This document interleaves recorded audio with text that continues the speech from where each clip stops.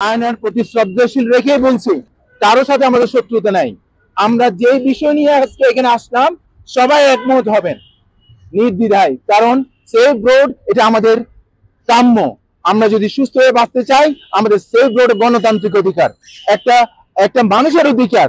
এই জন্যই আমরা এখানে আসা।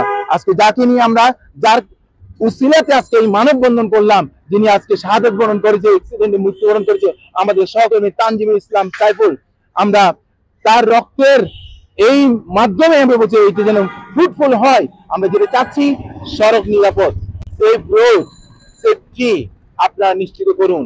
বারবার পুলিশ কর্মকর্তা যারা আইন শৃঙ্খলা বাহিনী আছেন, বিশেষ করে ট্রাফিক বিভাগে, তাদেরকে বলতে চাই আপনারা একটু, বিআরটিসি সবাই এর সাথে যারা জড়িত আছেন, আপনারা একটু, এই আজকে তানজিবের হলো, আমার মেয়ের হলো, কালকে আপনার হতে পারে।